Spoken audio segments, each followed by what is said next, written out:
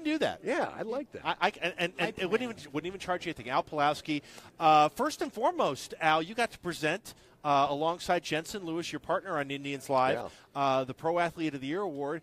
Went to Corey Kluber, Cy Young Award winner, and the three of us were saying, when you become the best at your position in a pro sport, that's probably the only way you're going to knock LeBron James out in this kind of a category. Right. But what a year for Corey Kluber. Despite the fact he went through the month, he missed a month for the injury. What a year he put together, especially down the stretch as the Indians were making the playoff run. Yeah, he really did, Dave. When you look back at what he did, we were just talking about it from June 1st on, and we kept putting up the numbers. Every Indians Live pregame show, it's like, all right, they're this, now they're this. They kept getting lower and lower. When his ERA got around 1, it's like, well, how much lower can this get? Right. But he kept getting better throughout the last 4 months. He was so dominating. He might have had 1 or 2 average starts, let's say. I mean, he didn't get killed even in those, but he was so dominating. To win a Cy Young a second time, that is something pretty special, too. And you could even make an argument for him that there was another year in there that he could have won it as well. Yep. But Corey Kluber is so special, and, a lot of times I get asked, well, what separates him? And we asked Roberto Perez out there on stage today, what separates him? And Roberto gave a pretty good answer, and it comes down to this. I mean, the guy works his butt off. So, yes, he's gifted. You've got to be talented, number one. You have to have gifts. Corey Kluber has those. But, man, I mean, we're at the ballpark sometime for home games, 2, 3 o'clock in the afternoon. He's out there running sprints. He's in the weight room. He's working on his bullpens. And he attacks those workouts with such efficiency and such vigor. You combine that with the incredible amount of talent he has, and you have a Cy Young pitcher. And Corey was the winner, but Jose Ramirez also nominated. Yeah, he was right there. Right. Francisco Lindor left off the ballot, apparently. It seems like in today's day and age we focus so much on what a team has lost each offseason, but this team has such a core coming back. Just those names, Kluber, Ramirez, Lindor, it really does make you feel good about the direction of this franchise. Yeah, it really does, because even though you're going to lose guys like, you would love to have Jay Bruce, you would love to have Carlos Santana still on this team, there's no question, but you're not losing irreplaceable guys. In fact, the replacements are already here.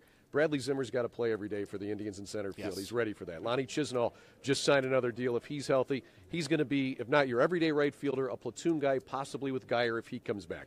Left field, Michael Brantley, assuming he comes back healthy. He's expected back at some point in April, hopefully sooner rather than later. And then you've got Greg Allen knocking on the door. I was going to say, I really like Greg Allen. The fact that the Indians put him on the postseason roster, right? That's a lot of faith in a rookie, and feeling like, hey, look, in a pinch, if we need him, we want him out there. Yes. And he can, and we trust him that he can make it. He can play out there. And that's the thing. There's a couple other guys, too, that are knocking on the door. Heck, Jose Ramirez showed you he can play left field if you need him to play out there. So you've got guys that can play the outfield. You have replacements already here. That's what makes the Indians so special, and you combine that depth with the pitching depth they have. I mean, look at their starting rotation. You can make an argument now with the Astros picking up Garrett Cole that, do they have the best rotation in baseball, or is it the Indians? I'd still take the Indians man for man if you pair them up. I like Kluber better than Keuchel. I like Carrasco a little bit better than Verlander. Great pitchers, but I still like what the Indians have a little bit better. Even down to their fifth starter, it's probably Tomlin versus, Lance McCullers is the fifth guy over there. Yeah. You can't go wrong with either one, but I'll take Tomlin, who's been there in a World Series and who's pitched well. You've got a good bullpen now, too. You still have another year of Allen and Miller. And I know you lose Brian Shaw and Joe Smith, and those guys were important pieces, but you can always, or should I say, it's easier to replace guys pitching in innings 5 through 7 than it is to pitch in innings 8 and especially 9. Al, as you think about Ramirez for a second, I joked 2 years ago, Jose Ramirez, we were sitting there going, well, geez, is he going to make the 2015 Cleveland Indians or roster or whatever? But the level of patience and trust from Terry Francona, and it's why players love to play for him, just let the evolution happen, and his blossoming into a superstar has been special to watch. It has been. And what I love about Jose is his swing is so compact. So there's a lot less that can go wrong with it. It's kind of like, you watch a golfer with a big, long swing. There's a lot more things that can go wrong. The elbow can fly out, et cetera, et cetera. Same thing with baseball players. Look at Jose's swing. Look at Michael Brantley's swing. They're so compact. They're so by the book. That's what makes them special. You talked about Tito's patience, and that's why players do love him because, you know where you're going to stand with him. You won't shy away from telling you where you're at, why you're there, and why you can't be to the next level. Here's what you need to do. And if he feels you've got it in him, or if you're a veteran that's shown a track record, you're going to keep getting that chance. And more times than not, it's Tito's patience has paid off. Sometimes people get frustrated with it, but boy, at the end of the day, if you wanted to bench Carlos Santana when he was batting .210 in May a couple of years, look what you would have missed in the second half. Exactly. How does that apply to Michael Brantley? Because I think when they picked up the option, some people were scratching their head. They thought if he came back, it might be on a different type of deal. But he is one of those guys that Tito has shown a lot of patience with and a lot of faith in. Mutual loyalty. Yeah. Yeah, absolutely. Well, and with Michael, the bottom line is you're going to get him for $11 million. If he's anywhere close to the Michael Brantley that we got to know before he hurt himself in 2015, you're going to get yourself quite a baseball player. And like I said, even close to what he was, more than worth $11 million. It's also a contract year for Michael. He knows that. It's just the way the game goes. He's got to come back ready to go this year to show something to whether it's the Indians re-signing him or him going somewhere else. He's got to have a big free agent year. Again, numbers will show. Let's take personalities out of it because we all know these guys. You don't want to treat them as commodities. But bottom line, a player in his contract year will almost always outperform what he's done in other years. So Brantley's a hard worker. He's done it before. He's really not that old of a guy. He was an all-star last year. There you go. Right. So why not take an $11 million risk on him? The worst that's going to happen is it doesn't work out. There's not extra years there. After this year, you mutually move on. I think it's a good risk. I hope Michael comes back. Everything says that he should and be close to what he was, so let's hope that continues. Is Michael one of those guys, though, that you sometimes have to rein in because he is such a hard worker that maybe he can go beyond what he's supposed to at that given time? Not to say as he's not responsible, but just he's a guy that itches to be in that competition field and maybe kind of pushes himself maybe a little bit further than he probably should? Yeah, he's definitely a guy, let's put it this way, he's a guy that you don't have to prod to do your running, to do your lifting, to do your dry swings, some things that can be a little bit boring. Right. He's a guy that, if anything, and Tito has said this too, they try to hold him back a little bit on occasion because you don't want him to go too fast, too soon. You want him to be on the right timetable. So we'll see. The good thing is about Michael is he's had this whole offseason. It's not like there's a game in January or a game in February or a game in March that means anything. The first game, there's a game in March 29th against Seattle. But for the majority of that month and since the season ended, there's no games to get back for. So I think that's where this is going to help Michael the most. He's got a full off season to really take it in stride and kind of do that rehab on the timetable it needs to be. Al, we got to keep the parade of stars rolling here. Thank you for stopping by here. I know Jensen's waiting there, and then we got more. Now, who's Jensen? I've heard of him. Yeah, that Lewis, the bald guy. Yeah, okay. I've seen him before. I know, just a few times. Thank you, my friend. Right, always good to see you. Always good to talk Al with you. Pulowski. Thank you very much. Again, he's the host of Indians Live before and after every Tribe game. He's the voice of the Cleveland State Vikings, and of course, you see him occasionally when we need him. When we tap the arm and say, Make the call to the bullpen. Hey, Pulowski, we need you to anchor Channel 3 Sports for us. He comes in and does that for us and does a tremendous job. And he's truly a terrific broadcaster, Al Pulowski. We've got more guests coming. Randy White just looked over me and said, "Hey, we got more coming here." So I don't. Did Joe Thomas vanish? Did he disappear? You may have. Or he's talking. He's doing another. Okay, he's doing one interview, and then we'll hopefully get him over here while we wait for Joe Thomas. We got Jensen Lewis. Hey. How we doing? Hi, Jensen. Hey, Jensen. And we mentioned again part of the Emmy Award-winning combination on Indians That's Live. All because of Al. I had nothing to do with that. Well, congratulations, nonetheless. It's still an honor for you guys. Thank you. Yeah, we appreciate it. You it. guys do a great job on that show. We owe all of it, obviously, to the fans and obviously the team. When you have a team you want to watch, it benefits us. So last couple of years have been really nice, and hopefully we're over the top this year. Well, so let's talk about this Indians team. We will see. Obviously, we'll talk to more of the players this weekend at Tribe Fest, and then it's off to Arizona next month and putting together another season. Jensen, I think there might be some anxiety from fans because it's a little spoiled because last year's offseason was so bombastic. Amazing how things just turn around. Right. But there's so much. If you're really realistic and you look at this Indians team, there's so much to just put a smile on your face when you look ahead to 2018. Here. I sent out a tweet, maybe it was last week, and put up the 2016 opening day starting lineup. The bottom of that order had Colin Cowgill, Marlon Byrd, Juan Uribe, and Jose Ramirez was a utility player at that point. Colin Cowgill. And if you remember that year, I do. The only two moves they made were to trade for Andrew Miller and then Coco Crisp.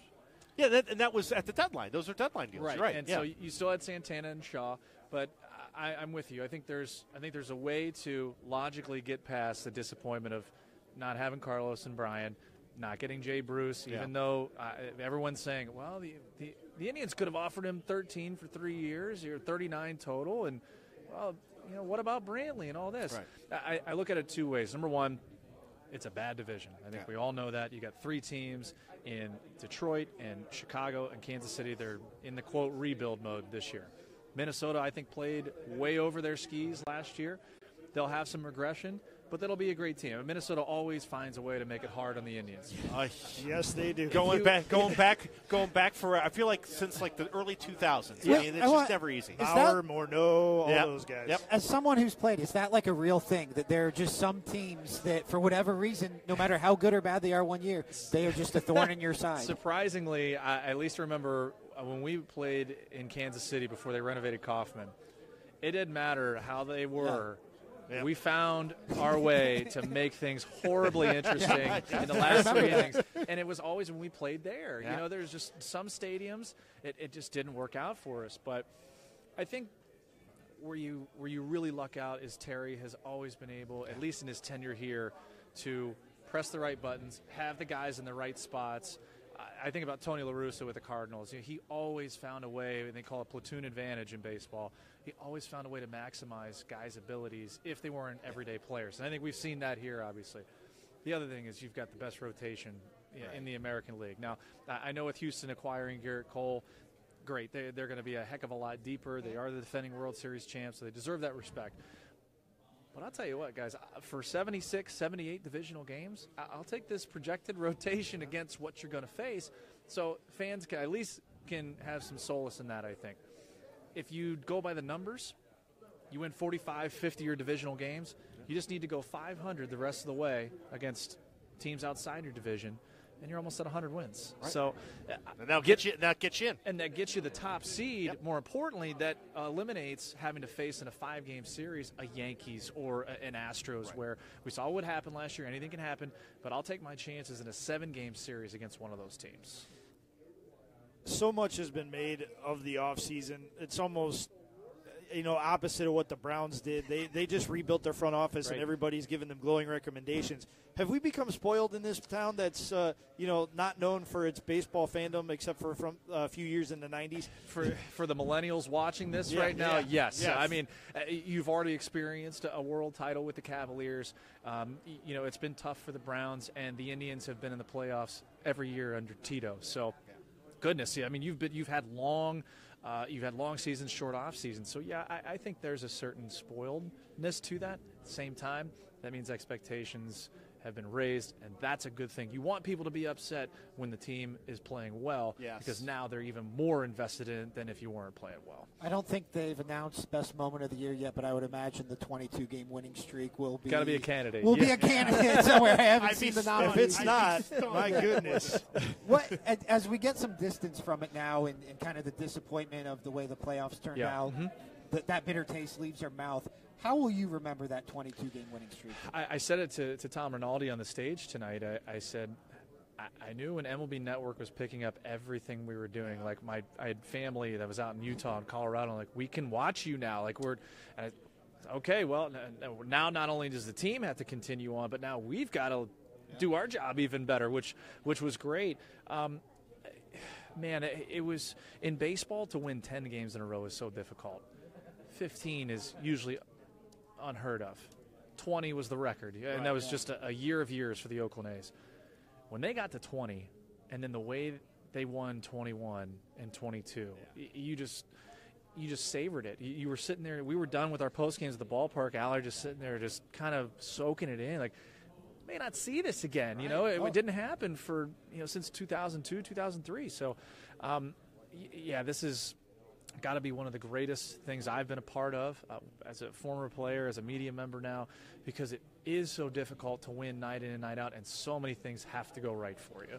It's funny tonight. I'm sorry, Matt. No, absolutely. Go ahead, Dave. Tonight, Corey Kluber. You guys presented Corey Kluber with the Professional Athlete of the Year award. I'm not so sure 12 months from now there won't be a different Indians pitcher as one of the finalists, maybe winning it, whether it's Carlos Carrasco or maybe Trevor Bauer. I mean, especially in Carlos's case, don't you feel like he's on that precipice of becoming a truly elite pitcher in Major League Baseball? I've always related it to the Matrix. You know, when Neo figures it out, everything slows down. You know, and that's kind of what I think Carrasco has done, and even Bauer last year, taking the next step. There's no question that this rotation, stuff-wise, as good as I've seen it since I've been alive, and having been fortunate enough to be on a team that had CC Sabathia win a Cy Young and Fausto Carmona that same year, could have easily won the award as well. That's as good a 1-2 as I've seen, maybe comparative to what Kluber and Carrasco are right now. So there is a distinct possibility. I think if you're looking at stuff-wise and potential, just in stuff alone, don't forget about Danny Salazar. Remember the first half that he had a couple of years ago, all-star form, and it was starting to click. There were things there. He's got to grow up a little bit. I think the mentality has to change. There has to be accountability there. Run out those top four guys when they're right, in Kluber, in Carrasco, and Bauer, and Salazar. I'll take my chances scoring 4 or more runs, whatever that statistic is now for Kluber. I mean, I think we're at 50 or something straight starts. But, it's – to kind of circle the wagons, we're spoiled. We're spoiled from a baseball sense. What you're seeing, you got arguably one of the best managers to ever be in the dugout. He's going to be a first ballot Hall of Famer. Tito will be. So a golden age was the 90s. We may be getting close to getting to that point again with the current group that we have. How nice was it to see the ballpark so electric during that 22-game winning streak? I mean, you were a part of it, in 07 when they made that run. But to see it back alive again as a former player and as somebody who now is with the team for a living, was it nice to finally see baseball come back with such a resurgence? I think Game 7, too, the World Series, we all knew where we were and what a magical year that was, because it seemed like every guy went down for the Cavs parade and was there early and wanted to see it. They wanted to feel the emotion. And I remember getting down there. I walked all the way from West 9th because that was the only place I could park. It's amazing you made it downtown. And I wanted to feel it myself too. I mean, we're all fans. We've all been there, whether you played at the highest level or not. It was special to be a part of that. I think from an energy standpoint and the tension, because it can go at any point. It might be two distinct different things. You're an out or a run away from winning a world championship. First time since 1948. You're going to do something that in our lifetimes we'll probably never see again, winning 22 games in a row. Good luck to whoever's going to try and get 23. So there are two, I think maybe a 1A and a 1B, having been part of it on this side of it. And then obviously in 07 when we thought we finally had the group that was going to bring us to the promised land. So close. Jensen, thanks for stopping by. You got it. Thank Great you. to see you. And we'll see you on Saturday at Tribe Fest. I will be there. Andre Knott and I and two bald guys and a camera. So we'll see you down there. All right. Friend. Thank you guys. Appreciate it. All right. The time. Jensen Lewis, part of the great pre- and post-game show with Al Pulowski, Indians Live. Joining us, some great thoughts about the Indians. Over my shoulder, I could look and just see glimpses. The video that was put together by the Greater Cleveland Sports Commission saluting Zydrunas Ilgauskas was nothing short of tremendous. And I could only see just bits and pieces of it, but I think they actually went back and got shots of Lithuania.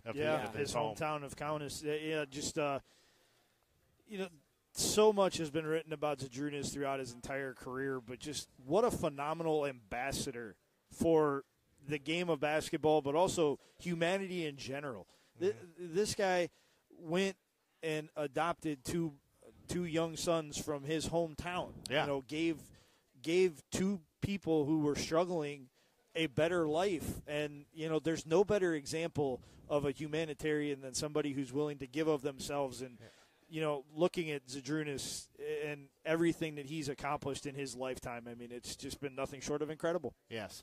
We are about to get a Joe Thomas sighting here. Speaking of nothing short of incredible, we'll get Joe over here in just a moment. Of course, Randy grabbed him. Yeah, great.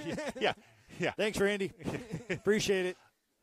Yeah, come on over, Joe. No, we're never going to make you wait. Go ahead and sit down. Yeah, there are no commercial interruptions here for Joe Thomas. Now we're talking. There you go, my friend. Good to see you. Yeah, good to see you guys. Thanks for having me. You clean up well for this, my friend. Well, hey, I appreciate it. I had to get rid of the beard, part of my off-season tradition. Yes. And it was just in time for the Greater Cleveland Sports Awards. Now, did you know that as you and Bernie were getting ready to present the high school award, that they were going to put together a little video and give you a nice little award honoring the consecutive snaps? You know, I did not actually. The whole night has been a bit of a surprise. Even going on stage, they gave me my note card of what I was supposed to say. But other than that, everything was a real cool surprise. And I was standing up there watching the video, and it was difficult for me because I started getting a little emotional, and I knew I had to talk next. So I tried to not think about it too much because I was going to start crying. Well, when you have one of the top sports podcasts on iTunes, this is what happens. You know, these are the things that happens when you're so highly rated on podcasts on iTunes. Tomorrow morning, we're actually dropping a new one, The Tomahawk Show, just in time for you to drive into work. A lot of good stories, a lot of laughs, and I think you won't want to miss episode 3. What's that been like, though? Because you started the first podcast in NFL history just a few months ago. Yeah, and then that was quite an accomplishment. I thought this award was going to be that, but I was a little surprised to see it was for the lowly award of 10,000 snaps. But it seems like you and Andrew have really found your footing as podcasters. What's this process been like, and what's it like being on the other side here?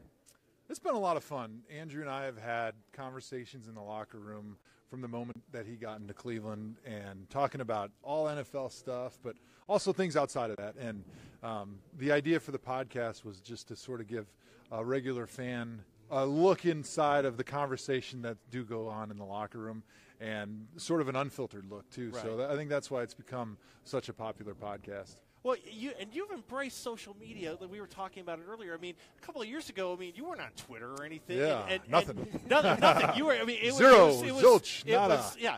And now, when people follow you on Twitter, I think as we watch other games on TV or, when there are football issues that are going on nationally, you're doing a good job, I think, giving your perspective and kind of helping us to see things through your eyes, through Twitter. Yeah, it took me a while in the NFL, just kind of sitting back and digesting things and sort of formulating opinions and views, and you kind of get to the point in your career where you're thinking, I have some perspective on this that is interesting to me, and I want to get it out there. It's almost like getting it off your chest. Exactly. And that's kind of what Twitter has been for me. Really, you've been one of the more, not just vocal, but one of the more hilariously vocal athletes. You're showing another side of your personality. Everybody knows the stoic Joe Thomas that played 10,363 consecutive snaps, but now you're showing, more of that personality. Have you gotten a lot of positive feedback, and how has the family reacted to that? Yeah, because now you're sharing that Joe with the rest of the world, not just them. Yeah, it's been overwhelmingly, I think, good. Of course, there's lots of trolls out there that I have fun with. Yes. And then sometimes my wife and my family are like, why did you say that? Why did you do that? Couldn't you have just kept that to yourself? So I think for the most part, I don't even know if my wife follows me on Twitter. It's probably for the better for our marriage. Coming from the media perspective, though, we love that Joe Thomas. Joe Thomas absolutely. That's what's fault. So, and I know you were asked about it by the guys over there. Obviously, the decision's coming for you, okay? And we were talking about it earlier. It's like, for you, I can imagine you're doing this podcast. You have no shortage of opportunities and potential things down the road to follow whenever you decide to finish football. But you're a professional, you're an athlete, and you don't want to go out for, the way you went out. Is that all part of the balance that you have to go through when you're sitting here thinking, okay, what's next for me? Mm-hmm. When I first started kind of considering those things, those were all factors that I thought might play a part in my decision. But I got to the point where I said, I still really deeply love the game of football. Everything about it, the competition, the preparation, the practice, the locker room, and I feel like I'm still playing at a high level. So for me, those things were just checked off the box. And it really, in my mind now, is just going to come down to, do I feel like health-wise I can survive another NFL season?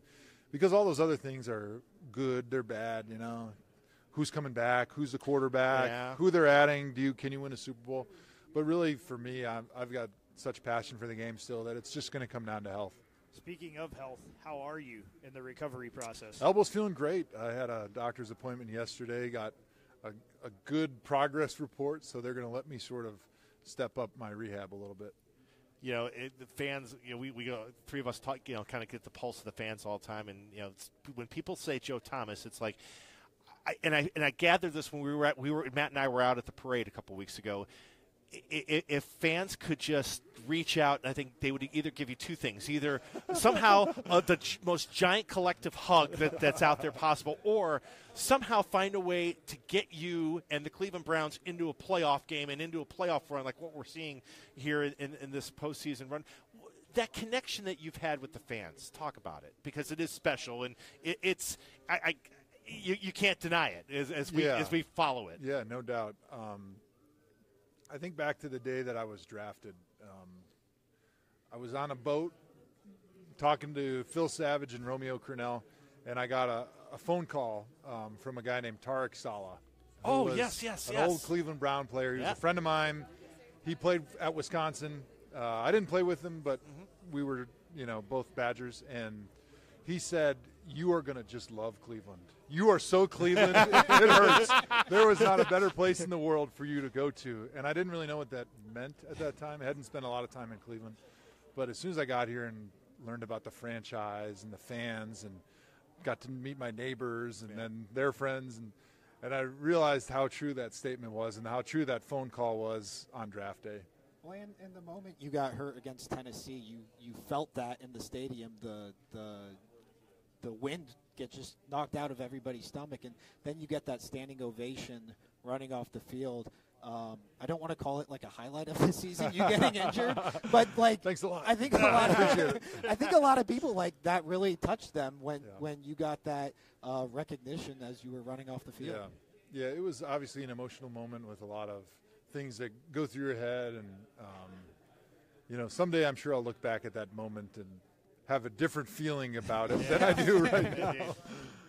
Well, listen, Joe, more people are waiting to talk to you. We appreciate you joining us here. I'm sorry we took him for so long. We had questions, but no matter what happens, best of luck this offseason, and just keep doing what you're doing, my friend. Well, again, podcast dropping tomorrow, right? Tomorrow morning. I'm really excited about this one. I think it's going to be our best work yet. And that's awesome. The Tomahawk Podcast. Yep, Tomahawk Podcast, iTunes, Google Play, wherever you get your podcasts. It'll be there. You've got it down. Excellent. Yeah, I know. Seriously. It took me 3 episodes. I got it figured out. Not bad. Yeah, Not bad. Silky segue to Joe Thomas. Thank you, Joe. Thank you, Joe. Yes. Always appreciate the time. Yes. Joe Thomas, a true professional, Browns in every sense of the word. In every sense of the word. And, again, the podcast gets dropped tomorrow. Take that for what you were. I mean, he's saying, hey, look, it's going to come down to whether or not, the determining factor amongst everything else will be whether or not I want to put my body through another year of NFL football. He sounded like a guy who wanted to play. Oh, yes. He sounded like he was hungry to get back out there. I was going to say, taking all that in, do I, if I could say, okay, which way is my gut leaning? I think he's coming back. I think he's coming back. Yeah. I agree with Ben. He sounds like a guy who definitely still wants to. But you can tell he's very aware that this decision is out there, that it's lingering. I don't think he has his mind made up, but you could definitely get a sense that if it were up to him, he knows what he wants to do. It's just a matter of can he do it. Yeah, and not just can he do it, but can he do it at the level that he was at, which is insane, never seen before. Because in football. Because if he's so prideful, he's a proud guy. He would not want to put himself out there or the team out there if he couldn't be Joe Thomas. If Joe Thomas goes out there, it's going to be the best damn Joe Thomas that it can possibly be, and there's no ifs, ands, or buts about it. Joe's going to go out there, and he's going to be a true pro. Now, guys, I am so excited to have this young man over here. Welcome. Congratulations. All right. Guys, this is I got to get his bio up here. we had, one of the things that the Greater Cleveland Sports Awards does that is wonderful. They honor the teams, they honor great players, but they have the Courage Award. And for somebody that, frankly, inspires, on, off the field, and from North Olmsted High School, the captain of the football team, Samir, thanks for coming down. It's good to see you. It's good to have you. What's tonight been like for you as you've kind of worked the media? It's almost like working the red carpet. You've worked the media. You were up on stage. What's tonight been for you? Tonight's been a real shock. I've done a few interviews before this, before tonight, and being up on stage, that was unlike anything I've ever done before. Usually I like to tell myself I'm a smooth talker when it comes to kind of this kind of thing. But when I was up on that stage, I was shaking like nothing before. And but I think I held my own a little bit, and it was amazing. Incredible people here tonight, and I'm honored to be among them. Was there a point where you realized that your story really connected with people and really touched people and inspired them? Well, yeah. I don't know if you guys know Pat Chiesa. He's yeah, Pat. we know Pat very well. He's a colleague of ours, coworker. Yes, he did my first interview when we were facing Olmsted Falls. He did it right on the field. I remember you were a game changer, my friend. Yes, you were a game. That's what it was. Yep. If you could be a Pat Chiesa game changer, you've done.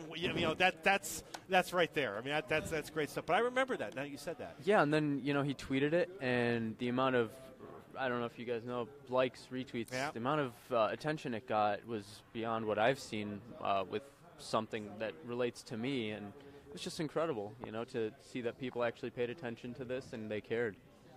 Yeah, they care, and they want to know more. They want to learn because, I mean, what you've been dealing with, I mean, RMS is so rare. I mean, I think it said here, you've yet to meet a patient that's ever dealt with this kind of cancer.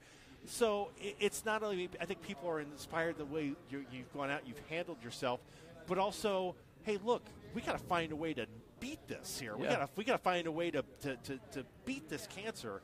I get the feeling that that's been a lot of it too, just that everybody kind of having your back with this. Yeah.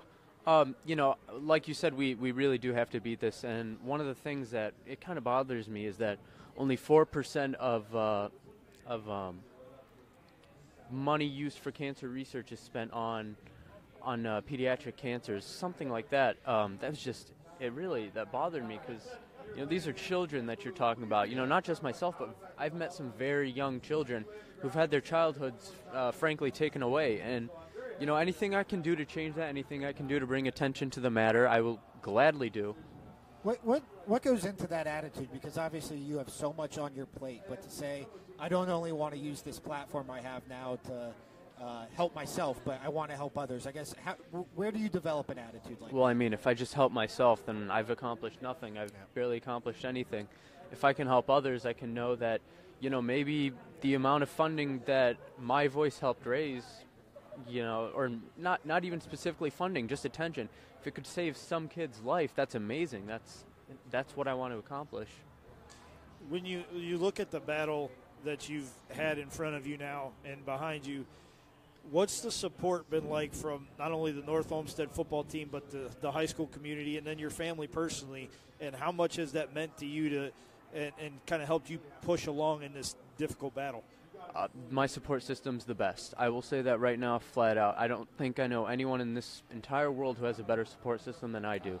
I have incredible people. My family, my girlfriend, my team, heck, even the oncology team at the Cleveland Clinic who I credited on the stage. They are absolutely incredible people, and they deserve nothing but the best.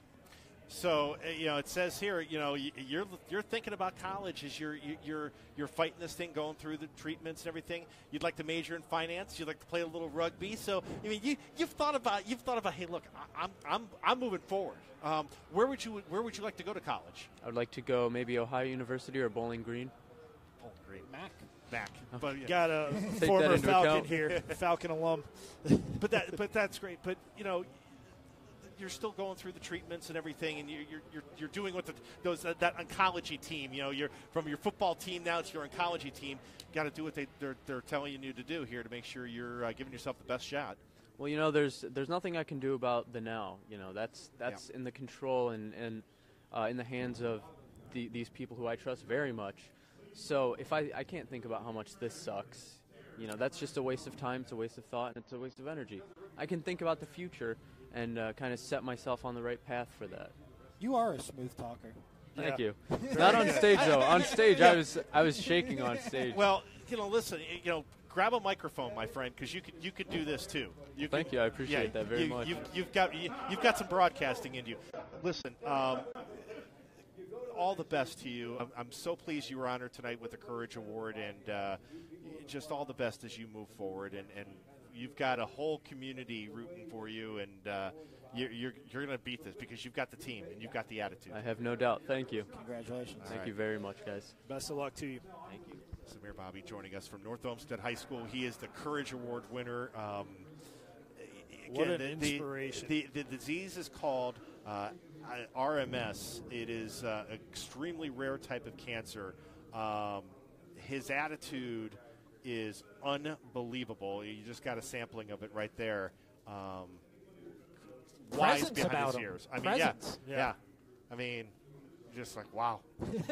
I mean, if you good luck, RMS. You're not going to beat this kid. You're not beating him. You're not beating this kid. He's pretty amazing. And you know what's the most inspirational about that? Is he's talking about helping others. Yeah. He's going through the battle of his life, and he's talking about helping others win their battle. Well, and I feel bad. That's tremendous. I feel bad. I didn't get a chance to ask him. He helped organize North Olmsted's Kick It for Cancer program, a fundraiser raising money every time the kicker scores in a game. I mean, you sit there, Matt and Benny, and you like, his attitude is like, look, why would I sit here and dwell and feel bad? He goes, I'm thinking about my future. He wants to go to a Mac school and study finance. I hope either school. By the way, he mentions Ohio University and Bowling Green. They probably are two of the best broadcasting schools in the state of Ohio. Ken, I'm like, pick up a microphone while you're there. Seriously. You're really good. Yeah, while you're figuring out your finance degree, which I'm sure he will do very well at, pick up a microphone. Yeah. You have a future in this business. Yeah, please. I see Tom Rinaldi on stage. They just announced the best moment. Was that the winning streak? Winning streak. Were there any Francona accepted it? What were the other? Were there other nominees? Or they don't release nominees for that. Okay. I mean, that was a layup. Yeah, there's a matter of fact, I see Tito over to our left. left. It's as much of a layup as the winning the Cavs winning best moment last year, and 2 years ago they won it for their opening night, and complete layup. Tito getting to get a few pictures taken. It's almost like he's on the red carpet. Might get a few moments with him. There's nowhere else he'd rather be than on that red carpet, right? I'm sure. Yeah. I mean, Terry Francona. I'm sitting there thinking, this is exactly what he's exiting stage left in a hurry. Stage left. We've got Tribe Fest. We've got Tribe Fest, folks. We're going to Betsy Kling and I will have. I was going to say have our shot at him. Trap him on Saturday. Trust me. We're not going to trap anybody. We're just going to ask him straight up questions. Just like they want to be asked. Or don't. Or don't. So, again, just kind of recapping the awards that were handed out tonight, if you're just joining us, or if you caught us there late. Great to have Joe Thomas over here for a few minutes. And as we said, he's not made his decision. We think he's coming back. But that's just if words mean anything and facial reactions mean anything, take it for what it's worth. Your male and female high school athlete of the year this year, we had a chance to get both of them over. Joey Ballman, the impressive young quarterback from Wadsworth High School. I corrected you. I thought he was a college kid just by the way he sat down. Yeah, I know. I mean, but he's on his way, as he told us, to Elon University. Had a chance to go to Virginia to wrestle, and decided that, look, you know what? Football's my love. I want to give myself a shot to play football somewhere. He's going to go to Elon that can't play be football. Easy walking away from a Division I wrestling scholarship. At Virginia. No, at Virginia, high profile. A pretty high-profile program, too. Yeah. Yikes. Shannon Williams, who's headed to Cincinnati, volleyball player from Brecksville, Broadview Heights. Volleyball player, yeah, outstanding player. She is the female athlete of the year. On the college side, it's a game of inches, even in track and field, according to Reggie Jagger. Especially track and field. He was terrific from Kent State University. He was the college athlete of the year. We had Hallie Thome from Michigan, native of Chagrin Falls, leading. And it's funny because we had the three of us said, well, I don't follow, Big Ten women's basketball other than Ohio State very closely, but Michigan's never really been a power. And she just said, ranking of 18th is the best they've ever had in school history. And after beating Ohio State ranked number 8th, it's going to move probably up. going to go up. Top 10 are knocking on the door. Yeah, absolutely. So she is leading that program to newfound success. Your Pro Athlete of the Year, Corey Kluber, the Indians starting pitcher. Courage Award winner, we just had him out here, Samir Bobby from North Olmsted High School. Impressive young man. Amazing individual.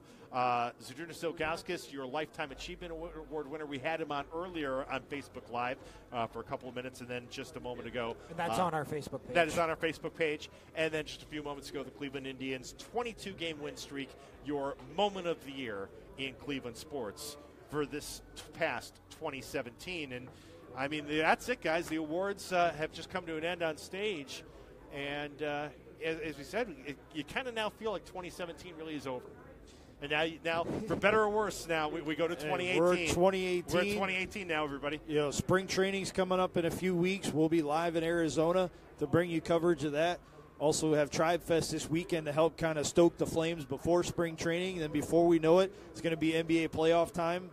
I know, Ben, you're looking forward to that as much as everybody else, being the fact that it's going to be your first crack at covering the Cavs playoffs for WKYC, and we're looking forward to the good stuff that you're going to put out there. And then before you know it, Dino, there's that end of April event that we always talk about in this town. NFL draft. It's the NFL holiday. draft. It's the holiday.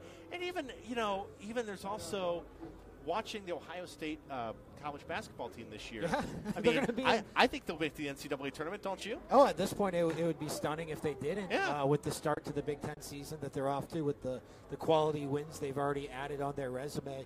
I'm surprised they're playing this well. I'm surprised they're in the first place in the Big Ten, but they have a very veteran team. Yeah. And you just got the sense that if they could fix some things here and there and add some players, to that roster, they could be better than a lot of people think. I know they're in action right now. But yeah, it never stops here. It never stops. The Browns went on the clock New Year's Eve. Right. They went on 2 weeks earlier, exactly. And you guys know how it's going to work. I mean, by the time we get into March, we're talking free agency, combine, trades, combine, and just every day will be new speculation. Senior Bowl's next week. It's going to be the Browns are rumored to be drafting Darnold. Browns are rumored to be drafting Rosen. Browns are rumored to be trading the pick. We're going to go through. We should do all a tracker. We have to do a tracker. We can look back at the ridiculousness of it. Yes, we will. Yes, we have to. I completely agree. So much to look forward to in this 2018, and we'll be back here 12 months from now and be handing out more awards. And who knows? Hopefully, a moment of the year comes with additional hardware from the league office. Somebody raising another championship trophy. Let's hope so. All right, that's going to do it for us. What a great night. It was a real pleasure to have so many people pop in and join us tonight. It was a great night. We want to thank Randy White.